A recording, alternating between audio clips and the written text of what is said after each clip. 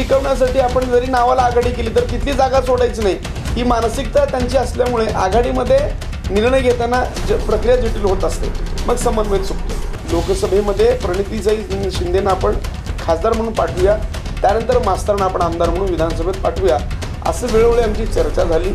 आणि याचा अर्थ आम्ही काय घ्यायचा? अर्थातच तुम्ही आघाडीचा धर्म पाळलेला नाही, शब्दाला जागलेलं नाही, तुम्ही आमचा वापर करून घेतलात. आम्ही तुमच्यासाठी, आम्ही काँग्रेस पक्ष म्हणून नाही, आम्ही महाविकास आघाडी म्हणून तुम्हाला सहकार्य केलेलं आहे. मार्क्सवादी कम्युनिस्ट पक्षाला शहर मध्यची जागा सोडली पाहिजे. 4 तारखेपर्यंत अजूनही वेळ गेलेली नाही. 4 तारखेपर्यंत त्यांचा उमेदवार माघार घेऊन त्यांनी आडम मास्तरांना पाठिंबा दिला पाहिजे. जर कॉम्रेड नरसे आडम मास्तरांनी यावेळी महाविकास आघाडीच्या वतीनं लोकसभेला प्रणिती शिंदे यांना पाठिंबा दिला नसता, 100% त्यांचा पराभव झाला असता. मास्तर आज देखील त्यांच्या 60 वर्षाच्या राजकारणामध्ये प्रत्येक प्रश्नाला न्याय देण्यासाठी आपले स्वतःचे आमदारकी त्यांनी पणाला लावले. कुठंतरी एसीत बसून आपली धोरणं राखण्यासाठी नाही, रस्त्यावरती उतरून लोकांच्या प्रश्नांना न्याय देण्यासाठी तुम्हाला त्यांनी लोकप्रतिनिधी बनवलेले. मग तुम्ही जनतेला किती न्याय दिलाय? सोलापूर शहर मध्यमध्ये आज सर्व समाजाचे लोक, सर्व जाती धर्माचे लोक आडम मास्तरांच्या पाठीशी आहेत.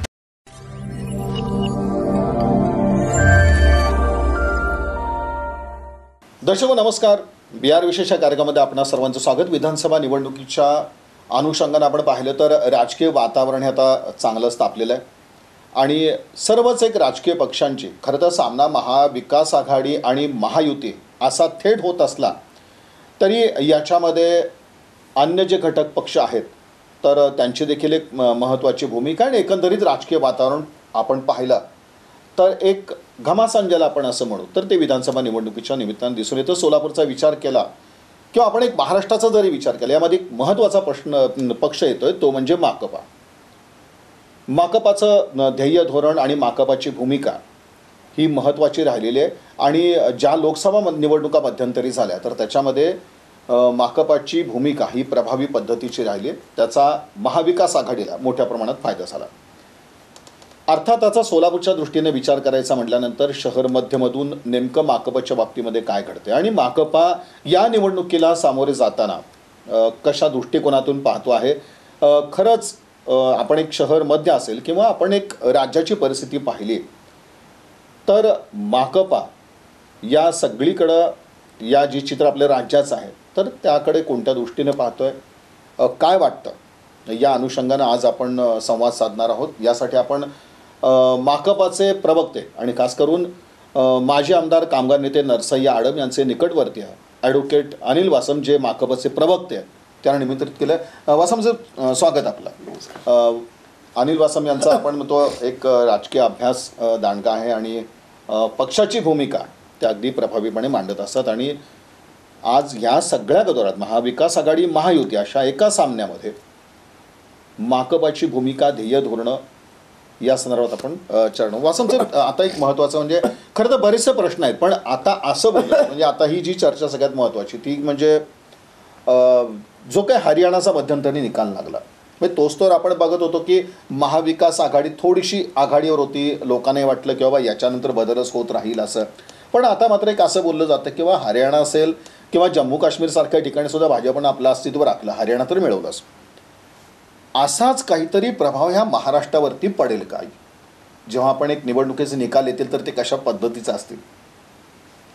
नाही, पहिल्यांदा काय आहे की महाराष्ट्रामध्ये जी महायुतीची सत्ता आहे ते सरकार पाडण्यासाठी महाविकास आघाडी गठीत झालेली आहे.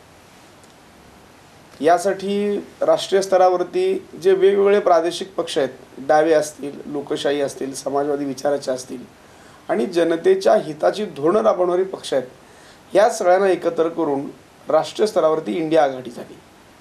आणि त्याच अनुषंगानं महाराष्ट्रामध्ये प्रादेशिक स्तरावरती म्हणजे प्रादेशिक स्तरावरती त्याच्यामध्ये राष्ट्रीय पक्षसुद्धा आहेत, म्हणजे मार्क्सवादी कम्युनिस्ट पक्ष असेल, शिवसेना असेल उद्धव बाळासाहेब ठाकरेंची, त्याच्यानंतर राष्ट्रवादी काँग्रेस शरद पवार साहेबांची आणि एक सत्यशोधक कम्युनिस्ट मार्क्सवादी कम्युनिस्ट पक्ष, मार्क्सवादी लेनिनवादी, प्रोग्रेसिव्ह रिपब्लिकन, शेतकरी कामगार पक्ष, या सगळ्या लोकांना एकत्र करून महाविकास आघाडी एक प्रभावी असा पक्ष जो महायुतीच्या सरकारला रोखू शकतो त्यांनी ती आघाडी निर्माण केलेली आहे. आपण म्हटलात की हरियाणामध्ये भाजप पुढे गेलेली आणि जम्मू काश्मीरमध्ये सुद्धा ते खरं आहे, पण काय की आघाडी जेव्हा आपण करतो किंवा आघाडीचा धर्म काय की आपण ज्या उद्देशासाठी हे घटित केलेलं आहे तो उद्देश सफल झाला पाहिजे. आघाडीमध्ये समजा समन्वय नसेल आणि समन्वय साधण्यामध्ये काय अडचणी झाल्या तर नक्कीच त्याचा परिणाम आपल्या त्या सगळ्या आघाडीवरती म्हणजे आपण ज्या उद्देशासाठी करतो त्या उद्दिष्टावरती होणं हे स्वाभाविक आहे. कदाचित महाराष्ट्रामध्ये त्याचा परिणाम भविष्यात होईल की काय असं वाटतं. घटक पक्षांना काही विचारात घेतलं जात नाही की महाविकास आघाडीचा एक अनुभव माकपला कशा पद्धतीने आलेला आहे. नाही, कारण काय आपण महाविकास आघाडी करत असताना सगळ्यांना आपण समान महत्त्व देतो. त्यांचं नेतृत्व असेल, पक्ष असेल, त्यांची शक्ती असेल, त्यांचा प्रभाव असेल, त्यांचं तुल्यबळ असेल. पण आघाडीमध्ये कोण कमी कोण जास्त असं नाही. आपण त्याच्यामध्ये जे सत्तेच्या बाहेर आहेत पण ते सत्तेपर्यंत गेले पाहिजेत. यासाठी आपल्याला सत्तेपर्यंत जाण्यासाठी घटक पक्ष आणि मित्र पक्षाची प्रचंड गरज आहे. आपण आघाडी केलेली आहे. मग तेव्हा तुम्ही प्रत्येक गोष्टी त्यांना तितकंच महत्त्व दिलं पाहिजे. त्यांना सुद्धा मानाचं स्थान दिलं पाहिजे आणि त्यांच्या विचाराचा आणि त्यांच्या प्रभावाचा देखील विचार केला पाहिजे. असं होत नाही म्हणून महाविकास आघाडीमध्ये थोडीशी नाराजी पसरलेली आहे. नाही, पण नेमकं महाविकास आघाडीमध्ये म्हणजे मूळ मुद्दा तुमचा येतो किंवा माकपाला विचारात किंवा अन्य जे घटक पक्ष त्यांना विचारात घेतलं जातच नाही किंवा एक तुमच्या बोलण्यात दिसतं की जे कुठले आपले 3 जे प्रमुख पक्ष आहेत तेच एक निर्णय घेतात. तर हा एक राग तुमचा महाविकास आघाडीवरती आहे. राग म्हणण्यापेक्षा आम्ही त्यांना त्यांची चूक दाखवून देतोय की निर्णय प्रक्रियेमध्ये आम्हाला घ्या आणि आमची सुद्धा तुम्ही त्याची गणना करा. कारण निर्णय प्रक्रियेमध्ये आम्ही तुम्हाला योग्य असं तुम्हाला मार्गदर्शन करू शकतो. आमची सुद्धा योग्यता आहे. मग हे 3 पक्ष ठरवतील त्या पद्धतीनं महाराष्ट्रामध्ये आघाडी चालायला पाहिजे हे काय बरोबर नाही. पण आम्हाला महायुतीचा पाडाव करण्यासाठी आघाडीचा धर्म आम्ही पाळतो.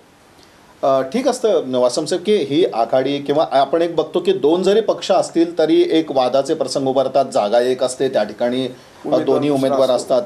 आणि आज आपण महाविकास आघाडीमध्ये बघतो आहे की स्वतंत्रपणे उमेदवार एकाच जागेसाठी जाहीर होणं म्हणजे सोलापूरच्या बाबतीत आपण अनुभव घेतला. हे चित्र काय आहे नेमकं? हे महाविकास आघाडी आपण म्हणतो पण असं चित्र कशामुळे निर्माण होत असेल? पहिल्यांदा गोष्ट अशी आहे की आघाडी जरी झाली असली तरी प्रत्येक तो मुद्दा पुन्हा समन्वयावर येतो. त्याचं कारण काय सांगतो की प्रत्येक पक्षाला आपल्या स्वतःचं अस्तित्व टिकवायचं असतं आणि अर्थातच ज्या ठिकाणी त्यांचा प्रभाव आहे, पारंपरिक त्यांचा तो मतदारसंघ आहे, त्यांचे ते मतदार असतात, ते टिकवण्यासाठी आपण जरी नावाला आघाडी केली तर तिथली जागा सोडायची नाही ही मानसिकता त्यांची असल्यामुळे आघाडीमध्ये निर्णय घेताना प्रक्रिया जटिल होत असते. मग समन्वय चुकतो. याजवर आता म्हणजे खरं तर आपण राज्याच्या प्रश्नावरनं थेट अगदी आपण शहर मध्यच्या बाबतीत येऊयात. माकपला फार मोठी अपेक्षा होती आहे, अजूनही त्या अपेक्षा आहेत. पण शेवटी आपण म्हणतो की कुठंतरी चालून माकपचं मन दुखावलं अशा पद्धतीचं काही वातावरण आज माकपचं आहे. म्हणजे शेवटी हे सगळं बघितल्यानंतर काय बरं साधा सोपा असा प्रश्न की हे सगळं बघितल्यानंतर काय वाटतं आज माकपला? नक्कीच लोकसभेच्या निवडणुकीला आम्ही मार्क्सवादी कम्युनिस्ट पक्ष महाविकास आघाडी पुरस्कृत उमेदवार प्रणितीताई शिंदे यांना आम्ही पाठिंबा दिला. आम्ही आमच्या पक्षाच्या वतीनं एक नया पैसा कुणाचा न घेता पक्षाच्या वतीने आम्ही जाहीर सभाचं आयोजन केलं, पदयात्रा काढली आणि त्यांच्या सगळ्या सभांना आम्ही स्वतः आवर्जून उपस्थित होतो. त्यांच्या बूथ यंत्रणेमध्ये आम्ही स्वतः सहभागी झालो. त्यांनी स्वतः आमच्याकडे आले की आज आपल्याला लोकशाही आपल्या लोकसभेमध्ये प्रणितीताई शिंदेंना आपण खासदार म्हणून पाठवूया, त्यानंतर मास्तरांना आपण आमदार म्हणून विधानसभेत पाठवूया, असं वेळोवेळी आमची चर्चा झाली. ते स्वतः प्रणितीताई शिंदे असतील, सुशीलकुमार शिंदे असतील आणि आघाडीचे अन्य घटक जे पक्षाचे नेते आहेत त्यांनी आम्हाला आश्वासन दिलं. त्याप्रमाणे आम्ही आघाडीचा धर्म म्हणून कोणत्याही परिस्थितीमध्ये सगळे मतभेद बाजूला ठेवून आमचे विचारप्रणाली बाजूला ठेवून आम्ही त्यांना महायुतीला पाडण्यासाठी सपोर्ट केला आणि त्यांना निवडून आणलं. आणि त्यांचा धर्म होता की आता आपण विधानसभेची निवडणूक लागलेली आहे, सोलापूर शहरमध्येची जागा ही माकपला सोडणार हे त्यांनी आश्वासन दिलेलं होतं. आणि शेवटच्या तारखेपर्यंत अगदी आम्ही 28 तारखेपर्यंत त्याची वाट पाहिली. 28 तारखेला मध्यरात्री 11:54 चेतन नरोटेचं नाव त्यांनी काँग्रेस पक्षाचे अधिकृत उमेदवार म्हणून जाहीर केलं. आणि याचा अर्थ आम्ही काय घ्यायचा? अर्थातच तुम्ही आघाडीचा धर्म पाळलेला नाही, शब्दाला जागलेलं नाही, तुम्ही आमचा वापर करून घेतलात. आम्ही तुमच्यासाठी आम्ही काँग्रेस पक्ष म्हणून नाही, आम्ही महाविकास आघाडी म्हणून तुम्हाला सहकार्य केलेलं आहे. कशासाठी? की भविष्यामध्ये महाविकास आघाडी सत्तेत येण्यासाठी मास्तरांना त्या ठिकाणी आपण विधानसभेची जागा सोडावी म्हणून. त्यांनी आमचा भ्रमनिराश केला. नाराजी आहे तुमची? 100% असणार आहे. नाराज आम्ही तर नसणार आहे, कारण शेवटी जनता जनार्दन ते आमच्या पाठीची जनतेचा कौल आमच्याकडे आहे. आम्ही कुणावरती नाराज होण्याचं कारण नाही. पण त्यांनी जर तुम्हाला या देशामध्ये म्हणजे महाराष्ट्रात सत्ता जर काबीज करायचं असेल तर तुम्हाला महाविकास आघाडीच्या वतीनं मार्क्सवादी कम्युनिस्ट पक्षाला शहर मध्यची जागा सोडली पाहिजे. 4 तारखेपर्यंत अजूनही वेळ गेलेली नाही. 4 तारखेपर्यंत त्यांचा उमेदवार माघार घेऊन त्यांनी आडम मास्तरांना पाठिंबा दिला पाहिजे आणि शहर मध्यची जागा ही महाविकास आघाडी पुरस्कृत आणि मार्क्सवादी कम्युनिस्ट पक्षाची अधिकृत म्हणून जर मास्तरांना आपण त्या ठिकाणी जागा सोडली तर 100% त्या विकास आघाडी म्हणजे महाविकास आघाडीमध्ये परिवर्तन होईल. वासव साहेब, म्हणजे ज्या पद्धतीनं राज्यामध्ये आपण म्हणू की महाविकास आघाडी, अगदी आपण प्रदेश स्तरावरती म्हणू, महाविकास आघाडीनं घटक पक्षाला काही विश्वासात घेतलं नाही किंवा ते विचारात घेतलं नाही, निर्णय प्रक्रियेत सामावून घेतलं नाही असं आपण म्हणता, तसाच काहीसा अनुभव तुम्हाला शहर मध्याच्या बाबतीत आलेला आहे का? 100% आलेलं आहे. कारण आमच्याशी समन्वय करण्याचं काम होतं की ज्या उमेदवारांनी आमच्याकडे आलं होतं की तुम्ही आता आम्हाला मदत करा, आम्हाला पाठिंबा द्या, आम्हाला निवडून आणा, त्यानंतर आम्ही महाविकास आघाडीमध्ये तुमची जागा सोडणार, अशा पद्धतीचं आम्हाला म्हणजे आमच्या शिष्टमंडळाला त्यांनी आश्वासन दिलेलं आहे. कॉम्रेड नरसे आडम मास्तर जे आमचे नेते आहेत त्यांनी पहिल्यांदा शरद पवार साहेबांची भेट घेतली. त्यानंतर महाराष्ट्राचे माजी मुख्यमंत्री आदरणीय उद्धव ठाकरे साहेबांची भेट घेतली. बाळासाहेब थोरात यांना भेटले, नाना पटोलेंना भेटले.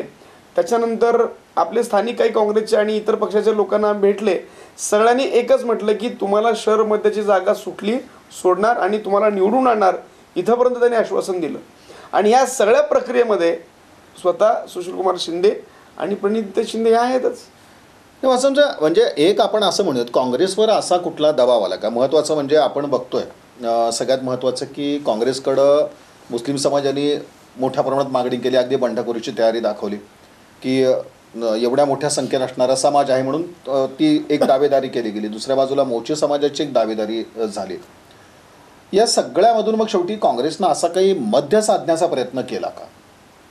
मग शेवटी आपण म्हणू की बाबा एकीकडं मुस्लिम समाजाची मागणी, दुसरीकडं मोची समाजाची मागणी, तिसरीकडं मतदारसंघ जर माकपला जात असेल तर मग तीही एक नाराजी कार्यकर. मग शेवटी यातनं जर काही पर्याय काढायचा म्हणून मग ही जी जागा आहे ती काँग्रेस स्वतःकडेच राखली असं काही वाटतं काय? सगळं नाही, तुम्ही जे सांगता एक प्रकारचं किंवा त्यातनंही जी नरोटेनं उमेदवारी जाहीर झाली त्याबाबत. नाही, बरोबर आहे तुमचा जो प्रश्न आहे, म्हणजे प्रश्नामध्ये एक तर्क आहे. नाराज होण्याचं कारण नाही. जेव्हा आपण आघाडी करतो, आघाडीमध्ये आपले मिनिमम प्रोग्राम ठरलेले असतात की महाराष्ट्रामध्ये एकूण 288 जागा आहेत. 88 जागेवरती कोणत्या पक्षाचा किती प्रभाव आहे, किती त्या ठिकाणी त्यांचं प्रबळ दावेदार आहेत याचा विचार केला जातो. जेव्हा त्यांनी सोलापूर शहर मध्यमध्ये कोणाचं पारडं जड आहे आणि आपण कुणाची मदत घेतलो तर आपण जिंकून येतो, हे त्याने आधी त्याची सगळी त्यांनी रेकी केलेली आहे. ही पार्श्वभूमी तपासलेली आहे. तपासल्यानंतर ते मास्तरांकडे आले की तुम्ही आता आम्हाला सपोर्ट करा. जर कॉम्रेड नरसे आडम मास्तरांनी यावेळी महाविकास आघाडीच्या वतीनं लोकसभेला प्रणिती शिंदे यांना पाठिंबा दिला नसता, 100% त्यांचा पराभव झाला असता. कारण आम्ही प्रत्येक गरीब कष्टकरी कामगार, विडी कामगार, यंत्रमाग कामगार, घरेलू कामगार, असंघटित कामगार, बांधकाम कामगारांना सांगितलं की आपल्याला जनतेची धोरणं राबवणाऱ्या पक्षाला सत्तेत आणायचे, त्यासाठी त्या आघाडीचे पुरस्कृत उमेदवार प्रणिती शिंदे, तुम्ही त्यांना मतदान करा. आम्ही स्वतः मतदानाला आवाहन केलेलं आहे, त्यांच्या घरोघरून प्रचार केला आहे, म्हणून त्या निवडून आल्या. आणि अर्थातच तुम्ही म्हटलात की मोची समाज नाराज झालेला आहे, मुस्लिम समाज नाराज झालेला आहे, त्यांच्यामध्ये बंडखोरी होणार आहे. या सगळ्या गोष्टी प्रत्येक पक्षात असतातच. प्रत्येक कार्यकर्त्याला वाटतं की माझं कुठंतरी भलं व्हायला पाहिजे. इतके वर्ष मी राजकारणामध्ये काम करतोय, मी साहेबांचं काम करतो, मी कार्यकर्ता म्हणून लढतोय. त्यांना सुद्धा आमदार व्हावं असं वाटतं, खासदार व्हावं असं वाटतं, किंवा एखादा लोकप्रतिनिधी व्हावा असं वाटणे स्वाभाविक आणि त्याचा तो अधिकार आहे. किती वर्ष म्हणतो कार्यकर्ता म्हणून काम करणार. कार्यकर्त्याला विशिष्ट कालावधीनंतर ज्या पद्धतीनं एखाद्या कॉर्पोरेट कंपनीमध्ये म्हणा, वेगवेगळ्या व्यवसायामध्ये त्याला प्रमोशन मिळतं, पण कार्यकर्त्याला कधी प्रमोशन दिलं जात नाही. कार्यकर्ता सतरंजी उचलला पाहिजे, टेबल उचललं पाहिजे, खुर्च्या ठेवलं पाहिजे, कार्यक्रमाचं नियोजन केलं पाहिजे, कार्यक्रमाची बातमी दिली पाहिजे आणि कार्यक्रमाचं म्हणजे सगळं उत्तम नियोजन केलं पाहिजे आणि शाबासकी मिळवली पाहिजे. इतक्यापुरतं त्याचं जीवन मर्यादित ठेवलं जातं. त्यामुळे त्या कार्यकर्त्याला तो त्याच्यामध्ये गुरफटत असतो आणि त्याला गुरफटत ठेवणं हे वरच्या स्तरावरचं काम चाललेलं असतं. म्हणून त्याच्यामध्ये ती भावना उफाळून येणं हे स्वाभाविक आहे. बरं, मला आता एक शहर मध्यचं वातावरण कशा पद्धतीचं आहे तुम्ही काय, म्हणजे एक आपण म्हणतो की एक जनमानस कशा पद्धतीचं आहे, आणि शेवटी कसं आहे की या जनमानसाचा फायदा महाविकास आघाडीने करून घ्यावा असं वातावरण आहे का, आणि आताच्या परिस्थितीत ते महाविकास आघाडीला शक्य होताना दिसतंय का? 100% सोलापूर वातावरण काय, शहर मध्यचं वातावरण काय? कारण कामगार कष्टकरी वर्ग इथं मोठ्या प्रमाणात आहे. आपण ज्या समाजाबद्दल बोललो, मुस्लिम समाज मोठ्या प्रमाणात आहे, मोची समाजाची संख्या इथं मोठ्या प्रमाणात आहे. लोकांचा मूड कशा पद्धतीचा आहे? आणि शेवटी मग हे असं आपण म्हणतो ना की या जनमानसाच्या आधारावरती आपण हे शहर मध्यची जागा राखायची, हे सगळं शक्य होणार आहे का? नाही, 100% लोकांचं मूड कसं? खरं आहे. आता तुम्हाला सांगतो की लोकांचं मूड म्हणण्यापेक्षा आधी शहर मध्यवर्ती आपण विचार करूया. महाविकास आघाडी पुरस्कृत चेतन नरोट्यांना त्यांनी पक्ष म्हणजे काँग्रेस पक्षाकडनं उमेदवारी जाहीर केली, आणि आम्ही महाविकास आघाडीचे घटक पक्ष आहोत. आम्ही आमची उमेदवारी आम्ही सुद्धा लढवतोय, प्रश्नच नाही. आता तुम्हाला सांगतो, महाविकास आघाडीमध्ये आम्ही स्वतः आहे. डहाणूमध्ये आमचे आमदार विनोद निकोले आहेत.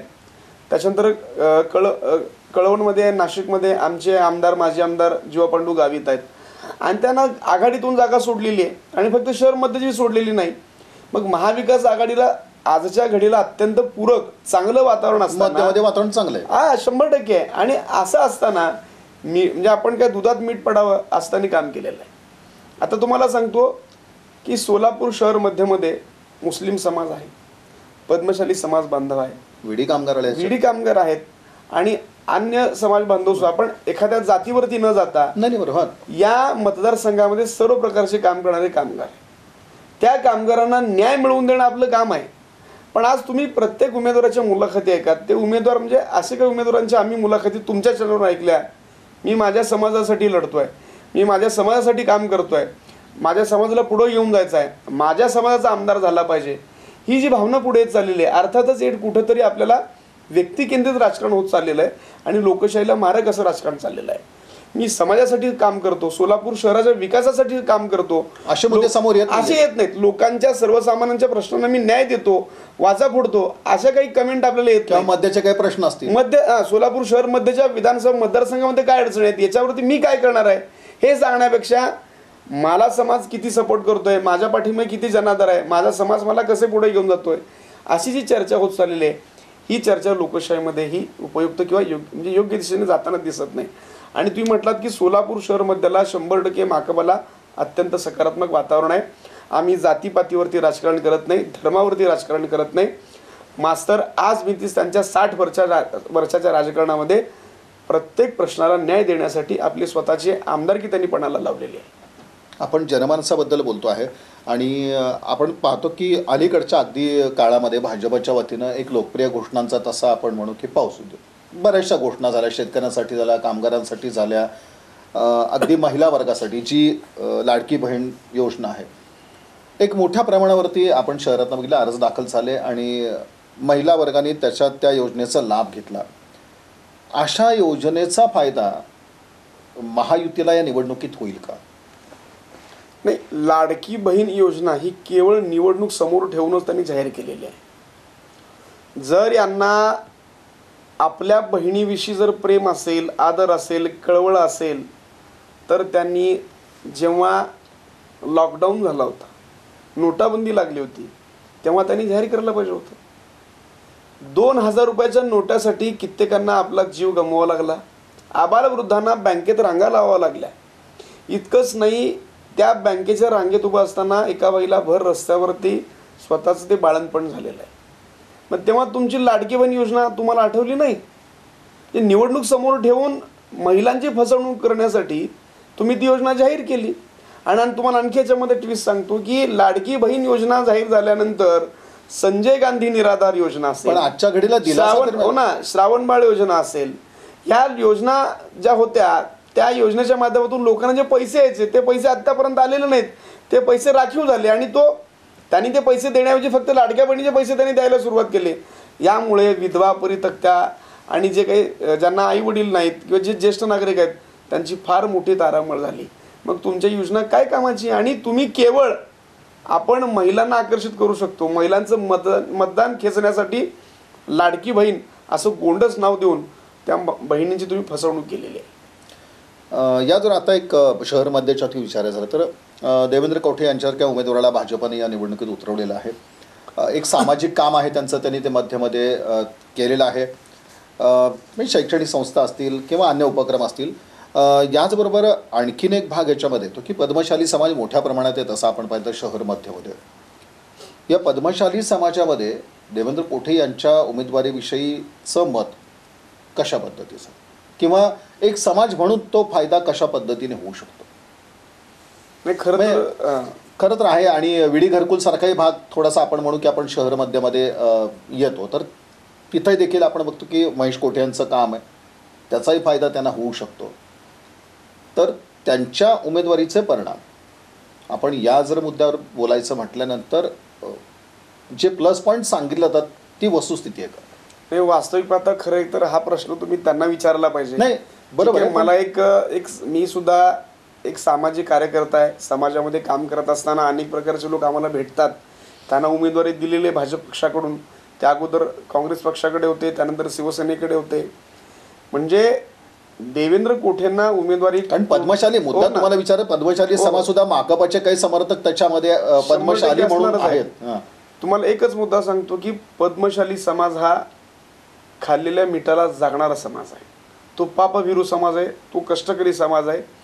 त्या समाजापुढे कोणी काम करून गेला आणि त्याच्या कामाला न्याय देतात. त्यामध्ये आघाडीवरती आडम मास्तर आहेत. आडम मास्तर स्वतः पद्मशाली समाजाचे आहेत. पद्मशाली समाजातल्या प्रत्येक प्रश्नाला त्यांनी विधानसभेत न्याय मिळवून दिलेला आहे. SBC म्हणजे विशेष मागास प्रवर्गाच्या माध्यमातून कित्येक तरुणांना त्यांनी शिष्यवृत्ती मिळवून दिली. त्या शिष्यवृत्तीमुळे आज कित्येक पद्मशाली समाजातले तरुण हे परदेशामध्ये शिक्षण घेत आहेत, उच्च पदस्थावरती आरूढ झालेले आहेत. त्याचं सगळं श्रेय आडम मास्तरांना जातं. आपण आता आलो समाजाच्या मुद्द्यावरती. पद्मशाली समाजात आता फक्त देवेंद्र कोठेच नाही, अजून बाकीसुद्धा आमचे उमेदवार त्या मध्यमध्ये आहे. शेवटी समाजासाठी कोण किती काम केलं आणि समाजाला माहिती आहे, समाजाकडे प्रत्येक व्यक्तीचा लेखाजोखा आहे. जो माणूस समाजाच्या नावावर मत मागतो त्यांनी समाजासाठी काय केलेलं आहे याचा लेखाजोखा समाजाकडे, आणि समाज नक्कीच त्याला न्याय देईल. मग ते मला देईल का, आडम मास्तरांना देईल का, देवेंद्र कोठेंना देईल का, आणखी कोणाला देईल, याच्यावरती काय मी वादात जात नाही.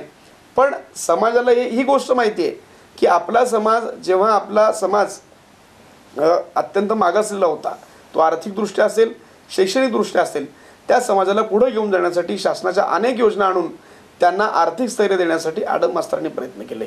याच्या आधी गंगाधरप्पा कुचेंनी प्रयत्न केले, धर्मानंद साधूंनी प्रयत्न केलेले आहेत, विठ्ठलराव दिकोंडांनी प्रयत्न केलेले आहेत, त्याच्यानंतर व्यंकप्पा मुंडूर हे आमदार होते, त्यांनी सुद्धा प्रयत्न केलेले आहेत. कारण विधिमंडळामध्ये समाजाचे प्रश्न मांडून त्याला न्याय मिळवून देऊन आणि सगळ्या समाजाचं भलं करण्याचं काम ह्यांनी केलेलं आहे. अर्थातच आमदार हे माझे आमदार आहेत, त्यांना अभ्यास आहे, अनुभव आहे. आता देवेंद्र कोठे आमच्यासारखे तरुण तडफदार नेते आहेत, ते सुद्धा महानगरपालिकेचे नगरसेवक म्हणून काम केलेले आहेत, पण त्यांना विधिमंडळाचं काम त्यांना माहीत नाही. कारण त्या विधिमंडळामध्ये कायदे बनवावे लागतात, कायद्याची अंमलबजावणी करण्यास भाग पाडावा लागतो. विधिमंडळात जाण्यासाठी एक अनुभव आणि एक अभ्यास लागतो. त्यांच्याकडे कदाचित पण तो कमी प्रमाणात आहे किंवा ते तिथपर्यंत पोहोचतील असं मला वाटतं. जर आपण विकासाच्या मुद्द्यावर बोलायचं म्हटल्यानंतर शहर मध्यच्या बाबतीत विकासाचे मुद्दे आता भयंकर चर्चेला येतील आणि खरोखरच म्हणजे कामगार कष्टकऱ्यांसाठी आपण हे सगळं केलं वगैरे असे सगळे होतील. शहर मध्यचे प्रश्न म्हणून कुठले म्हणायचे आपण, आणि खरोखरच विकास घडला असेल तर ते म्हणजे पटणार आहे का, असं एक गोष्ट आहे. शहर मध्य केवळ आपण मतदारसंघ विचारात घेतला तर या ठिकाणी लोकसभेत याच्या आधी भाजपचे खासदार होते आणि प्रणिती शिंदे आमदार होत्या. आपल्या सोलापूर शहर मध्ये सगळ्यात महत्त्वाची गोष्ट म्हणजे सिव्हिल हॉस्पिटल आहेत. शासकीय रुग्णालय, बरोबर आहे, शासकीय रुग्णालय, श्री छत्रपती शिवाजी महाराज शासकीय सर्वोच्च रुग्णालय. त्या ठिकाणी आजही एखादा सर्वसामान्य माणूस गेला, सिटी स्कॅन असेल, एखादी जड शस्त्रक्रिया असेल, त्यांना बाहेर रेफर करतात, त्यांना बाहेरून औषधं आणावं लागतात, त्यांना बाहेर पाठवलं जातं.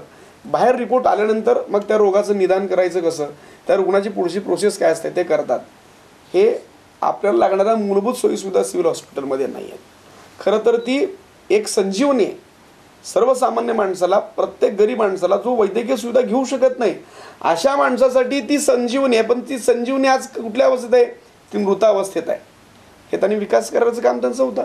मग ते खासदार असतील किंवा आमदार असतील, त्यांचं काम आहे की माझ्या मतदारसंघामध्ये इतकं मोठं हॉस्पिटल आहे आपल्या आजूबाजूच्या जिल्ह्यातले लोक त्या ठिकाणी उपचाराला येतात. काय त्या रुग्णांना योग्य उपचार मिळतो का याची तरी कधी तपासणी केली? एखादं मशीन आणलं, आपण फोटो काढलो, त्याचं उद्घाटन झालं, मग पुढं काय याचं कधी ते पाठपुरावा करत नाहीत. हा झाला शहर मधल्या एक सिव्हिल हॉस्पिटल. दुसरी गोष्ट, आपल्याकडे विमा हॉस्पिटल आहे विडी कामगारांसाठी. केंद्रीय श्रम मंत्रालयाकडून विमा दवाखाना चालतो, तो आमच्या भागात नाही, आमच्या भागात आहे दत्तनगरमध्ये. विडी कामगारांना दुर्धर आजार असतील, कॅन्सर असेल, TB असेल, की अत्यंत अवघड अशा आजारांसाठी शस्त्रक्रिया करण्यासाठी ते हॉस्पिटल ते चालतं आणि तिथं औषधोपचार करतात. त्या ठिकाणी एकदाही आमदार गेलेले नाहीत, खासदार गेलेले नाहीत. कामगारांना वेळेवर उपचार मिळतो का? त्या ठिकाणी त्यांना औषध पाणी आहे का? डॉक्टर कोण आहेत, नर्स कोण आहेत, स्टाफ काय, प्रोसेस काय? तुम्हाला सांगतो, तिथं 10 बाय 15च्या खोलीमध्ये हॉस्पिटल आहे. ते हॉस्पिटल म्हणतो आपण, छोटंसं क्लिनिक पण आहे. एखाद्या RMP डॉक्टरसारखी ती दवाखाना आहे, बरोबर आहे. हे काम त्यांचंच आहे. त्याच्यानंतर सोलापूर शहरामध्ये म्हणजे मध्यमध्ये असू द्या की शहरामध्ये इतकी आपल्याकडे जवळजवळ 50 बाग आहेत. त्या बागेची काय अवस्था आहे. ती एखादी बाग बगीचा म्हटलं की ती प्रदूषण मुक्त करणारी ती यंत्रणा आहे. माणसाला एक प्राणवायू पुरवठा करणारी यंत्रणा आहे, बाग बगीचा आहे. काय अवस्था आहे? बागेमध्ये तळीराम बसलेले असतात. हे काम कोणाचं आहे? तुम्ही लोकप्रतिनिधी म्हणून ज्या मतदारसंघामध्ये फिरता त्या मतदारसंघाची अवस्था काय चालली आहे याचं पाठपुरावा करण्याचं आमदाराचं काम आहे की नाही, का खासदाराचं काम आहे? करत आहेत का? बरं, आज महानगरपालिकेच्या शाळा आहेत, त्याची अवस्था काय? एकच शिक्षक असतो, शिक्षक जागेवर नसतो, विद्यार्थी गोंधळ घालत असतात. मग आम्हाला गुणवत्ता शिक्षण कुठून मिळणार? सर्व शिक्षा अभियान अंतर्गत आम्ही काय म्हणतो की आनंददायी शिक्षण. आनंददायी शिक्षणाची संकल्पना काय याची फेर तपासणी करणं कुणाचं काम आहे? हे आपल्या लोकप्रतिनिधीचं काम आहे. म्हणजे मध्याच्या बाबतीत शिक्षण आणि आरोग्य या दोन्ही गोष्टींवर आणि शहराचं सौंदर्यीकरण या मुद्द्यांवरती दुर्लक्ष झालं. 100% दुर्लक्ष झालेलं आहे. आज किती तुम्हाला एक सांगतो की कित्येक ठिकाणी समाज मंदिरं दिलेली आहेत, व्यायामशाळा बांधून दिलेल्या आहेत, अभ्यासिका बांधून दिलेल्या आहेत. त्याचं रिन्युअल होतं का? की महानगरपालिकेकडून त्याची तपासणी केली जात नाही. ते ज्या उद्देशासाठी देतात त्याचा तो योग्य वापर होतो का? ते खाजगी तत्वावरती ते चालवले दिलेत, ते भरमसाठ भाडे घेत आहेत आणि ते चालवत आहेत. त्या ठिकाणी व्यायामशाळेमध्ये तरुणांना खरं तर चांगल्या त्यांना व्यायामाची आवड निर्माण झाली पाहिजे, शरीर सौष्ठव स्पर्धेत ते पुढे गेले पाहिजेत, उत्तम आरोग्य मिळालं पाहिजे, हे प्रोत्साहन देण्यासाठी ते निर्मिती केलेली आहे. पण तुम्ही निर्मिती करून सोडून चालत नाही. त्याचं काय पुढे काय घेतलंय का तुम्ही अपडेट? ते घेतलेलं नाही. प्रश्न आहेत तसेच 100% प्रश्न आहेत. पण या सगळ्या प्रश्नांवरती त्या लोकप्रतिनिधींचं काम आहे की काय चाललंय, आपण काय केलं पाहिजे. तुम्हाला त्यासाठीच निवडून दिलेलं आहे ना, की तुम्हाला कुठंतरी एसीत बसून आपली धोरणं राखण्यासाठी नाही, रस्त्यावरती उतरून लोकांच्या प्रश्नांना न्याय देण्यासाठी तुम्हाला त्यांनी लोकप्रतिनिधी बनवलेलं आहे. मग तुम्ही जनतेला किती न्याय दिलाय? अर्थातच तुमच्या दुर्लक्षतेमुळं आणि तुमच्या इच्छाशक्तीच्या अभावामुळं विकास खुंटत चाललेला आहे. मग असं जर विकास खुंटत असेल तर त्या आपण उमेदवाराला पुढे घेऊन जायचं का, असा माझ्या मनात प्रश्न येतो. समजा शेवटचा प्रश्न असा आहे की शेवटी आता म्हणजे तुम्हाला आता काय अपेक्षा आहे, काय घडावं असं वाटतं ह्या सगळ्या निवडणुकीच्या माध्यमातून, किंवा एक चित्र कसं असेल 23 तारखेचं? मी आता एक महाविकास आघाडी सुरुवातीला आपण चर्चेला घेतली, पण एक वैयक्तिक एक माकपाचे तुम्ही प्रवक्ते म्हणून राज्यातलं चित्र कसं असेल किंवा आपल्या सोलापुरात एक काय घडेल असं, का तुमची एक अपेक्षा काय? बघा, मी मार्क्सवादी कम्युनिस्ट पक्षाचा कार्यकर्ता आहे आणि मी आशादायी माणूस आहे. मी कधी निराशावरती भरोसा ठेवत नाही आणि मी वस्तुस्थितीला आणि वास्तवतेला भेटणारा माणूस आहे. मला खोट्या आश्वासनावरती अजिबात भरोसा. महाविकास आघाडी भक्कम राहावी अशा अपेक्षा 100% आम्ही त्यासाठीच केलेलं आहे. एकट्या माणसासाठी कधी आम्ही आघाडी तोडत नाही, तोडू पण शकत नाही. शेवटी आम्हाला या देशामध्ये प्रतिगामी शक्ती, त्याचबरोबर भाजप आणि भाजपाप्रमाणे सगळ्या त्यांच्या मित्र पक्षांचे घटक पक्षांची धोरणं हाणून पाडण्यासाठी महाविकास आघाडी आम्ही बळकट करणार आहोत. आणि महाविकास आघाडी जवळपास सत्तेजवळ पोहोचेल आणि ती सत्तेत येईल असा माझा विश्वास आहे. आणि महिला आपला मतदारसंघ सोलापूर शहर मध्यमध्ये आज सर्व समाजाचे लोक, सर्व जाती धर्माचे लोक आडम मास्तरांच्या पाठीशी आहेत. त्याचं एकच कारण आहे, आडम मास्तर आज वयाच्या 80 पूर्ण झालेले असताना सुद्धा एखाद्या 40ल्या तरुणासारखं काम करतायत आणि त्यांना प्रत्येकाच्या प्रश्नाची जाणीव आहे आणि त्या प्रश्नाचा उलगडा आपण कसा केला पाहिजे, त्याला कायद्याचं स्वरूप कसं दिलं पाहिजे आणि सरकारकडून ते कोणती योजना आणून ती योजनेचा लाभ कसा दिला पाहिजे, या सगळ्या गोष्टीचं तंत्र मंत्र त्यांना माहिती आहे. अर्थातच आज त्यांनी स्वतःच्या कोणत्या प्रकारची सत्ता, लोकप्रतिनिधित्व, कुठल्या शासकीय पद आपल्याकडे नसताना सुद्धा 30,000 असंघटित कामगारांना त्यांनी घरकुल मिळवून देण्याचं काम त्यांनी केलेलं आहे. आपल्या केंद्रामध्ये त्यांच्या विरोधी विचाराची सत्ता असली तरी, राज्यामध्ये सुद्धा त्यांच्या विरोधी विचाराचे लोक असले तरी, त्यांनी जनतेसाठी जे काम केलेलं आहे त्या जनतेच्या कामासाठी सत्ताधाऱ्यांना निर्णय घ्यावा लागला, निधी द्यावा लागला आणि म्हणून सर्वसामान्य न्याय मिळाला. ही न्याय मिळवून येण्याची धमक, हिंमत आडम मास्तरांकडे. अर्थातच सोलापूर शहर मध्यमध्ये येत्या 23 तारखेला मार्क्सवादी कम्युनिस्ट पक्षाचे अधिकृत उमेदवार म्हणून नरसई आडम मास्तर उमेदवार होतील आणि ते उमेदवार विजयी होतील असा माझा या ठिकाणी आशावाद आहे. आणि बाकीच्या पक्षाविषयी मी काय आपलं मत व्यक्त करत नाही.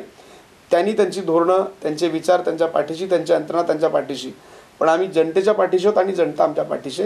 त्यामुळे नक्कीच सोलापूर शहरमध्ये ही माकपचीच, जो आपला माकपचा लालगड आहे तो आम्ही राखू असा ठिकाणी आशा व्यक्त करतो. एकंदरीत महाविकास आघाडीचा आम्ही घटक पक्ष आहोत आणि ही महाविकास आघाडी भक्कम राहावी असं अनिल वासम यांनी एक अपेक्षा व्यक्त केली. पण हे होत असताना माकप हा कायम जनतेच्या पाठीशी आणि जनता माकपच्या पाठीशी राहिलेली आहे हे सांगाल ते विसरले नाही ते. आणि दुसऱ्या बाजूला एक शल्य आपण म्हणतो मनामध्ये की घटक पक्ष म्हणून माकपाकडं झालेलं दुर्लक्ष हे खरोखरच एक दुर्दैवी आहे असं मत देखील व्यक्त केलं. आणि हे मत व्यक्त करताना शहरमध्येचे प्रश्न जे आहेत तर ते महत्त्वाचे आहेत, ज्याच्यामध्ये आरोग्य आलं, शिक्षण आलं, शहराचं सौंदर्यीकरण आलं. याकडं आमच्या लोकप्रतिनिधींचं दुर्लक्ष झालं हे अगदी रोखठोक मत त्यांनी व्यक्त केलं. आणि दुसऱ्या बाजूला अगदी 23 तारखेला माकपाचा लाल गड शाबूत असलेला आपल्याला दिसेल असं देखील अनिल वासम यांनी म्हटलेलं आहे. त्यांनी जी प्रतिक्रिया दिली अर्थात त्यासाठी आपल्याला 23 तारखेची वाट पाहावी लागेल. पण शहरमध्ये माकप, महाविकास आघाडी, घटक पक्ष या अनुषंगानं आपण ॲडव्होकेट अनिल वासम जे माकपाचे प्रवक्ते आहेत त्यांच्याशी आपण सविस्तर संवाद साधला. आडम मास्तरांचे ते अगदी निकटवर्तीय मानले जातात, निकटवर्तीय आहेत देखील मानले जातात म्हणण्यापेक्षा आहेत. तर एक अगदी मनातल्या गोष्टी त्यांनी या BR विशेषच्या कार्यक्रमातून मांडल्या. याबद्दल BR न्यूजच्या वतीनं त्यांचे मनपूर्वक आभार. धन्यवाद.